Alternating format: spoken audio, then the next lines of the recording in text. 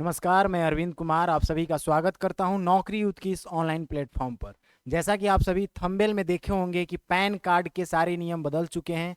अब नए pan card बनवाने होंगे। इसके पीछे क्या रीज़न रहा, क्यों बदलना पड़ा, इन सारी चीज़ों के बारे में आज के सेशन में बात करेंगे। पैन कार्ड होता क्या है? पैन कार्ड किसी भी टैक्स देने के वास्ते उससे कनेक्टेड होते हैं। इससे सारे डाटा को उससे एनालाइज किया जाता है। पैन जो कि PAN यानी परमानेंट अकाउंट नंबर उसका फुल फॉर्म होता है और उसमें 10 अंकों का अल्फा न्यूमेरिक नंबर होता है।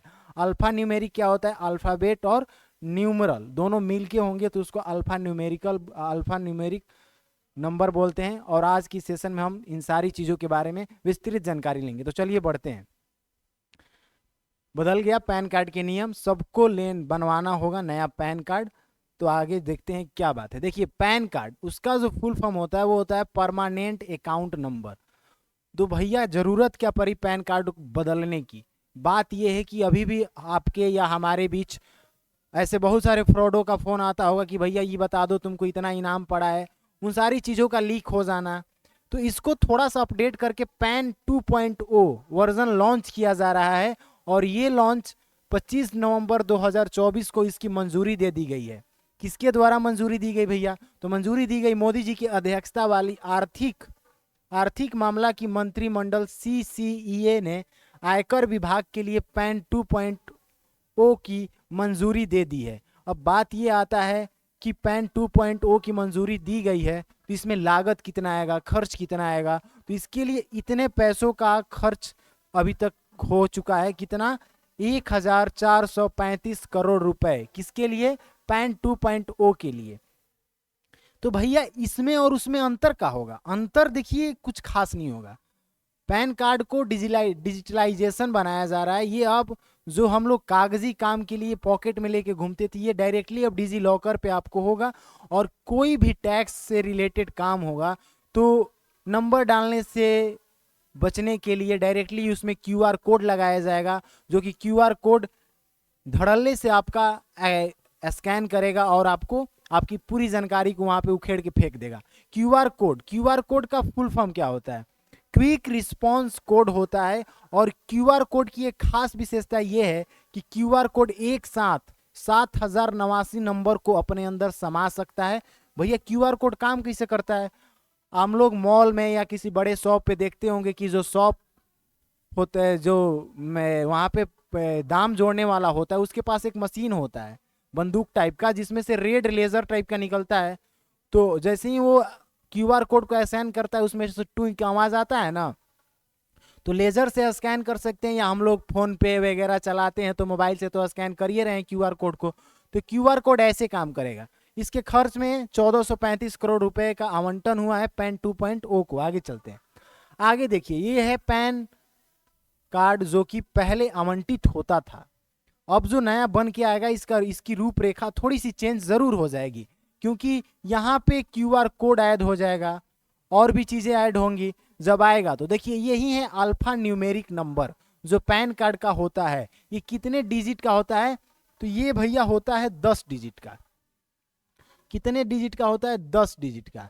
इसमें अल्फाबेट और नंबर दोनों होते हैं। अल्फाबेट आपको दिख रहे हैं सामने के, एग्जाम्पल के तौर पे लिया गया है।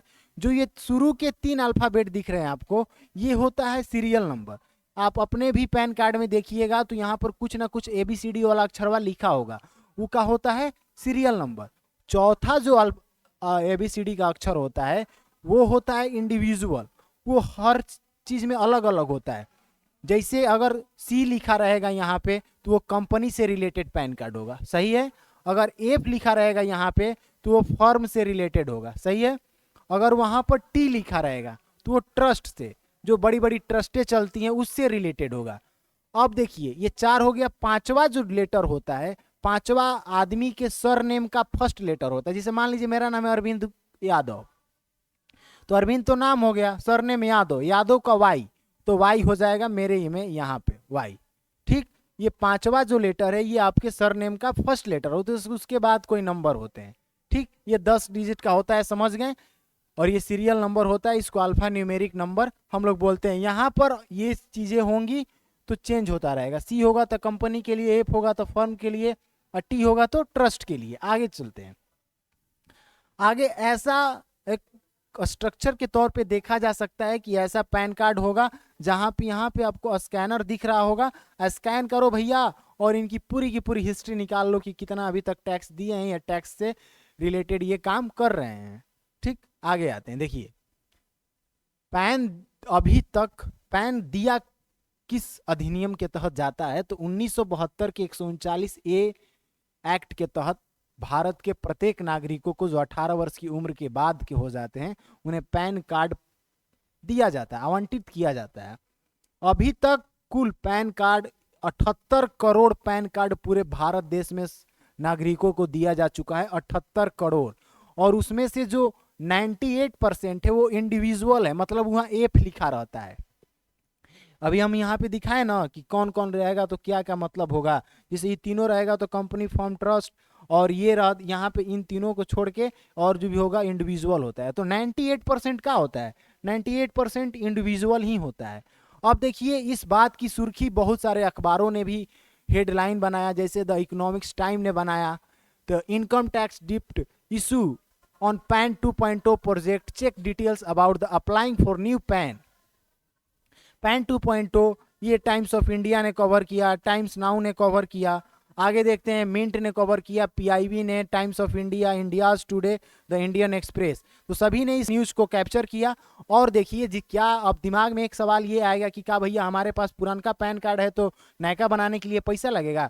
बिल्कुल पैसा नहीं लगेगा, आपको नया मिल जाएगा। जिनके पास नहीं है पुराना पैन, अगर वो बनवाते हैं तो उनको तो पैसा लगेगा भाई। जिनके पास पुराना वाला है उनको नया खुद ही वो अपडेट होके आपको मैसेज आ जाएगा कि भैया नया पैन कार्ड निकाल लो। तो ये थी एक छोटी सी जानकारी, जो देश में रह रहे हैं भारत देश में और पैन कार्ड यूज करते हैं तो उनसे रिलेटेड ये जानकारी जानना बेहद ज़रूरी थी, जो मैंने आप सभी के साथ साझा किया। आपका क्या इस पे प्रतिक्रिया है, कमेंट बॉक्स में ज़रूर बताएं।